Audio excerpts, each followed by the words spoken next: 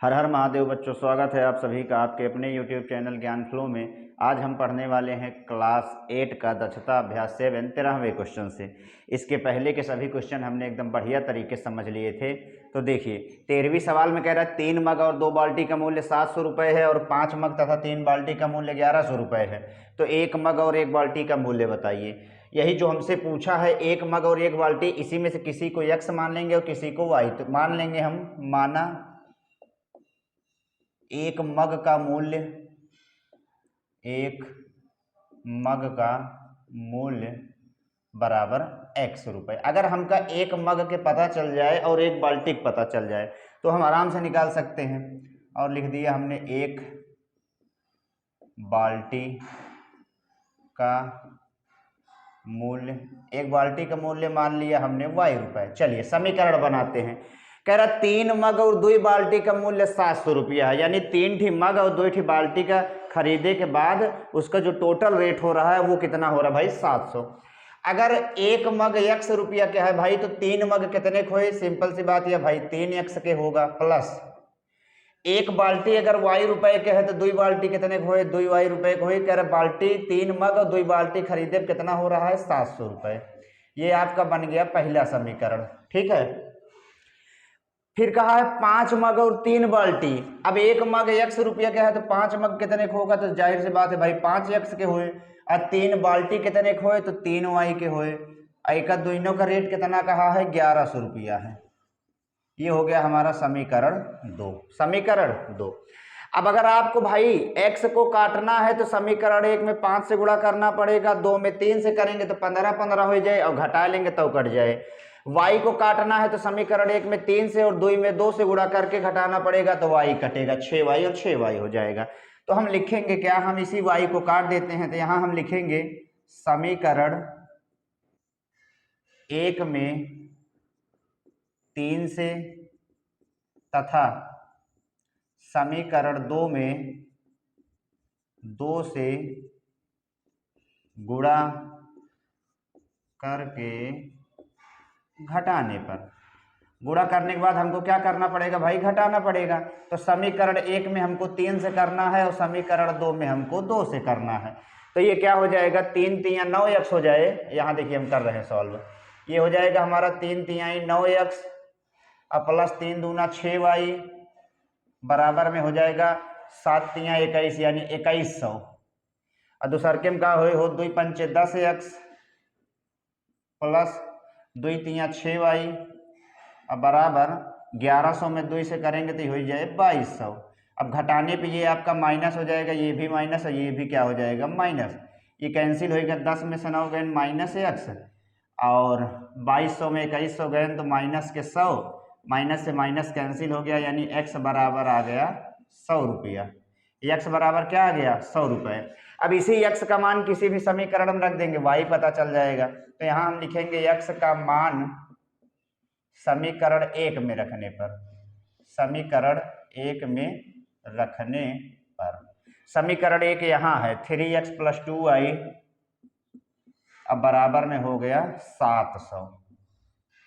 x के value 100 है तो यहाँ 3 × 100 हो जाएगा, प्लस में 2y बराबर में हो गया 700 और 3 का 100 में 300 और प्लस में 2y बराबर 700 और 2y बराबर हो जाएगा 700 और माइनस के 300, ठीक है। तो 2y बराबर हो जाए 700 में 300 गया 400, y का मान आ जाएगा। अब 200 जब 2 से आप 400 को काटोगे तो यहाँ आ जाएगा 200, यानी y का मान कितना आया, 200 रुपये। तो यही हमसे पूछा है 1 मग और 1 बाल्टी का मूल्य बताइए। तो 1 मग के 100 रुपया हुए, यहाँ देखिए x की वैल्यू 100 आई है, यानी 1 मग का मूल्य कितना होगा, 100 रुपया, ठीक है। और 1 बाल्टी का मूल्य कितना हुए, 200 रुपया। यही हो गए हमारे आंसर। आप उत्तर को चेक कर सकते हैं, ठीक है। अब जब आपके 1 मग 100 रुपया के है भाई तो 3 मग कितने के हुए, 300 के। और जब आपके 1 बाल्टी 200 के है, ठीक, तो 2 बाल्टी कितने के हुए, 200 दूना 400 और 400 300 टोटल जोड़े कितना हो जाए, 700 हो जाएगा, ठीक है। 14वीं कह रहा है इस समय ए की आयु 20 की आयु से दोगुनी है, 8 वर्ष बाद इनकी आयु 7:4 के अनुपात में हो जाएगी। प्रत्येक की आयु कितनी है? ए की आयु और बी की आयु कहा है तो हम मान लेंगे, माना ए की आयु बराबर x वर्ष। हमने ए की आयु को क्या मान लिया? x वर्ष। बी की आयु क्या हो जाएगी? तो बी की आयु हो गया y वर्ष। ठीक है। अब 8 वर्ष बाद दोनों जने के आयु कहा है तो यहां लिख देंगे 8 वर्ष बाद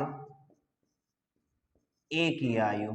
8 वर्ष बाद ए की आयु कितना हो जाए भाई? ए की आयु अब x है, बाद मतलब प्लस, यानी 8 वर्ष बाद तो 8 वर्ष जुड़ जाए। 8 वर्ष बाद बी की आयु, 8 वर्ष बाद बी की आयु, ये कितना हो जाएगा?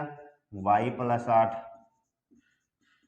ठीक है, इतना हमने बना लिया। अब हम सवाल को सॉल्व करते हैं। कहा है इस समय ए की आयु, तो इस समय ए की आयु कितनी है? x है। बी की आयु से दुगनी है, इसी समय बी की आयु क्या है? y के कह रहा है दुगना यानी 2y। इस समय ए की आयु बी की आयु की 2 गुनी है, प्लस में 2y हम रहा है तो माइनस में 2y बराबर 0। समीकरण 1 हमको मिल गया।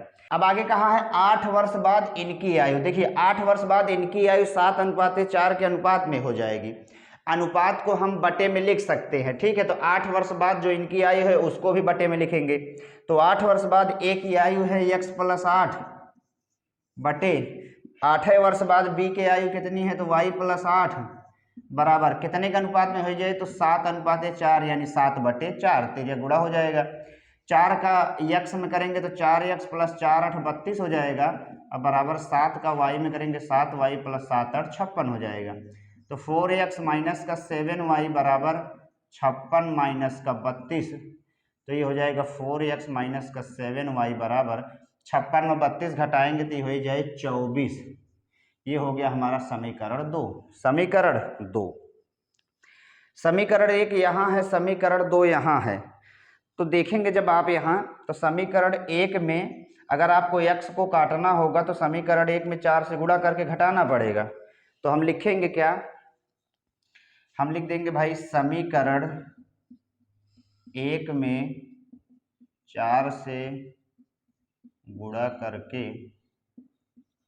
घटाने पर, जब आप इसमें 4 से गुणा करोगे तो ये क्या हो जाएगा भाई? 4 का गुणा x में 4x माइनस 4 दूना 8y अब बराबर 4 शून्य शून्य। समीकरण 2 यहाँ है 4x माइनस 7y बराबर में 24। ये आपका माइनस हो जाएगा, घटाने पे ये प्लस हो जाएगा, ये माइनस हो जाएगा। 8 में 7 गए 1, यहाँ होगा माइनस के 24, माइनस से माइनस कट गया। y का मान आ गया 24 वर्ष। y का मान कितना है भाई? 24 वर्ष आ गया। अब y का मान किसी भी समीकरण में रखेंगे, x पता चल जाएगा, तो लिखेंगे y का मान समीकरण 1 में रखने पर। समीकरण 1 क्या है? तो वो है हमारा x माइनस में 2y बराबर 0। x माइनस 2 गुणे y का मान 24 है बराबर 0। x माइनस 48 बराबर 0। x बराबर हो गया 48 वर्ष। x बराबर क्या हो गया? 48 वर्ष। ये एक आंसर हो गया, एक ये आंसर हो गया। हमसे पूछा क्या था? प्रत्येक की आयु। तो a की आयु हमारी कितनी आई है? 48 वर्ष। b की आयु आई है 24 वर्ष। ये हो गया हमारा 48 वर्ष। ठीक है, ये हो गया हमारा 24 वर्ष। अब एक चीज हम उत्तर जांच कर लेते हैं। कहा है a की आयु b की आयु से दुगना है। a की आयु 48 है, b की आयु 24 है, तो 24 के दुगना का होता है? 48 होता है। तो हमने एकदम अच्छे से इसको भी समझ लिया। बस आपको ध्यान ये रखना है कि अनुपात को आपको बटे में कर लेना है, उसके बाद सॉल्व करोगे तो आपका आंसर मिल जाएगा। अब हम लास्ट सवाल देखते हैं। 15वें में कह रहा है एक व्यक्ति ने कुल 35,000 रुपये की पूंजी का 1/12% वार्षिक ब्याज की दर से और शेष भाग 14% वार्षिक ब्याज की दर से उधार दिए। यदि उसे कुल ब्याज रुपये 4460 मिला हो तो उसने अलग अलग कितना धन उधार दिया। पहले सवाल समझते हैं। कोई व्यक्ति है जिसने टोटल कितना धन उधार दिया है भाई 35,000, कुल कितना दिया है 35,000, लेकिन ये अलग अलग करके दिया, इकट्ठे 35,000 नहीं दिया है। इसने क्या करा, पहली बार में कुछ रुपए दिए, मान लेते हैं पहली बार में इसने दे दिया 20,000 रुपए। कितना दे दिया भाई 20,000 रुपए, इकाई दहाई सैकड़ा हजार 10,000। फिर उसके बाद शेष भाग का मतलब ये होता है कि जब 35,000 में आपने 20,000 दे ही दिया तो शेष कितना बचा, 15,000 बचा। कितना बचा भाई 15,000। अभी जब ये पहली बार 20,000 रुपया दिया तो ब्याज कितने का लगाया है, कह रहा है ब्याज लगाया है भाई 12%। ठीक है, अब जब शेष जौन बचा 15,000 उस पर ब्याज कितना लगाया 14%। अब ये दोनों ब्याज जोड़े पे इसको मिला कितना है, टोटल मिला इसको ब्याज 4460 रुपए। हमसे पूछा है अलग अलग कितना धन उसने उधार दिया। सवाल ऐसे बनेगी कि 35,000 है, आपका ये निकालना है कि अलग अलग उसने कितना दिया। हमने मान लिया कि भाई पहली बार में 20,000 दिया, दूसरी बार में 15,000 रुपए। तो यही जो एक भाग और शेष भाग है इसको x और y मान लेते हैं। माना एक भाग बराबर x रुपए और शेष भाग को मान लेंगे हम y रुपए। अब देखिए इसी मेथड से हम सॉल्व करेंगे। यहां तो हमने मान लिया भाई कि पहली बार में 20,000 दिया है, दूसरी बार में 15,000, लेकिन यहाँ यही जो पहली बार और दूसरी बार में जो दिया है इसको हमने x और y माना है, तो सेम इसी मेथड पर हम सॉल्व करेंगे। पहला समीकरण कैसे बने, कहा है उसने कुल 35,000 दिए, यानी पहली बार में और दूसरी बार में टोटल मिलाए कि उसने कितना दे दिया 35,000, यानी x प्लस वाई अब बराबर में हो गया 35,000। पहला समीकरण तो हमारा ऐसे ही बन गया। ठीक है कि 20,000 15,000 टोटल जोड़ के उसने 35,000 दिया है। इसको मिटा नहीं रहे क्योंकि इसको हमको समझाना है आपको इसी हिसाब से। फिर आगे देखिए समीकरण कैसे बनेगा, कह रहा है एक भाग का 12%। जैसे यहाँ हमने कहा ना कि एक भाग माने कि पहली बार में 20,000 दिया तो उस पर 12% ब्याज लगाया, ऐसे ही यहाँ पहली बार में हमने x रुपया दिया तो x पर 12% का ब्याज लगाया, यानी x का 12% प्लस यहाँ जैसे दूसरी बार में हमने कहा 15,000, जो शेष बचा वो 15,000 ऊपर 14% ब्याज लगाया, तो शेष भाग यहाँ दिया है y रुपए, तो y का 14% हो जाएगा। अभी टोटल दोनों ब्याज जोड़ के इसको ब्याज कितना मिला है भाई, कुल ब्याज 4460 रुपए मिला है। ठीक, x का मतलब गुणा होता है 12%, यानी 12/100 हो जाएगा, प्लस y का मतलब गुणा होता है 14%, यानी 14/100 हो जाएगा, अब बराबर में हो गया 4460 रुपए। ये हो जाएगा हमारा 12 गुणे x 12x और बटे में हो गया 100 और प्लस 14 गुणे y 14y और बटे में हो गया 100, बराबर में हो गया 4460। 100 और 100 का लासा 100 ही आएगा, 100 से 100 कट जाएगा तो 12x, 100 से 100 कट गया तो 14y अब बराबर में हो गया 4460 रुपये। ठीक है, अब देखिए इसको थोड़ा हम क्या करते हैं, तिरिया गुणा कर लेते हैं। तो 12x प्लस 14y एक में गुणा करोगे तो यही आ जाएगा, बराबर 4460 का 100 में गुणा करोगे तो आपका हो जाएगा 4460, ऐसे नहीं 2 जीरो और बढ़ जाए। ठीक है, अब करेंगे क्या, थोड़ा छोटा कर लेंगे तो 2 कॉमन करेंगे तो 2 यहाँ 6x प्लस 2 7 14y यानी 7y बराबर में 44 6 1 2 3 0। देखिए 2 चला आएगा नीचे, अब यहाँ सॉल्व कर लेते हैं तो ये हो जाएगा आपका 6x प्लस का 7y अब बराबर में हो गया कितना 44 60 और 1 2 और 0 हो गया। बटे में 2 कहाँ चला है, नीचे काट देंगे तो 2 दूना 4 2 दूना 4 2 3 6 1 2 3 0, यानी 6x प्लस का 7y और बराबर में कितना होएगा 2 2 3 और 1 2 3 0। ये हो गया आपका समीकरण 2। ये क्या हो गया भाई, समीकरण 2। अब हम लिखेंगे क्या, समीकरण 1 व 2 से, समीकरण 1 व 2 से, एक यहाँ है x प्लस वाई बराबर में हो गया 35,000। ठीक है, और 2 यहाँ है 6x प्लस का 7y अब बराबर में हो गया 2,23,000। अगर आपको x काटना है तो समीकरण 1 में 6 से गुणा करना पड़ेगा। तो हम लिखेंगे क्या, समीकरण 1 में 6 से गुणा करके घटाना पड़ेगा, फिर तो यहाँ लिख देंगे घटाने पर।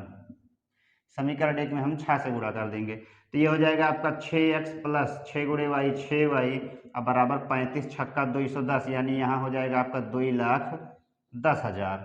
और नीचे क्या है 6x प्लस का 7y बराबर 2,23,000। घटाए भी माइनस इहो का हो जाए माइनस हो जाएगा।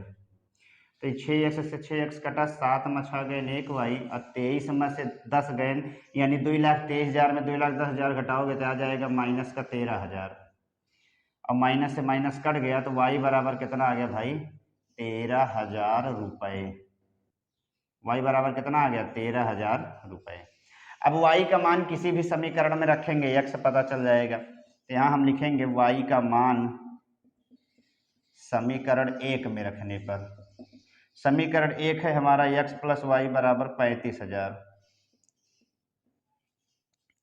ये हो जाएगा x प्लस वाई के जगह 13,000 रखे, बराबर में हो गया 35,000। तो x बराबर हो जाएगा 35,000 माइनस के 13,000, यानी x बराबर हो गया 22,000 रुपये। x बराबर कितना हो गया, 22,000 रुपये। एक्स वाई हमने मान निकाल लिया। उसने कहा था अलग अलग कितना धन उधार दिया, तो पहली बार में उसने 22,000 दिया और दूसरी बार में उसने 13,000 रुपये दिया। ठीक है, अब 22,000 और 13,000 को जोड़ोगे आप तो 35,000 आएगा कुल। जब उसने 22,000 दिया तो उस पर 12%, यानी अगर आप 22,000 का 12% और 13,000 का 14% करोगे तो टोटल ब्याज जो आएगा हमारा वो आएगा 4,460 रुपये। तो यही हो गए हमारे आंसर। यही क्या हो गया, आंसर। आप यहाँ भी लिख सकते हो, एक भाग यानी पहली बार में उसने 22,000 दिया और शेष भाग यानी दूसरी बार में उसने 13,000 रुपये दिया। तो सवाल एकदम बढ़िया सवाल थी। उम्मीद है आपका भाई समझ में आ गया होगा। ठीक है, तो इसी के साथ दक्षता अभ्यास 7 आपका समाप्त होता है। मिलते हैं नेक्स्ट वीडियो में, तब तक के लिए धन्यवाद।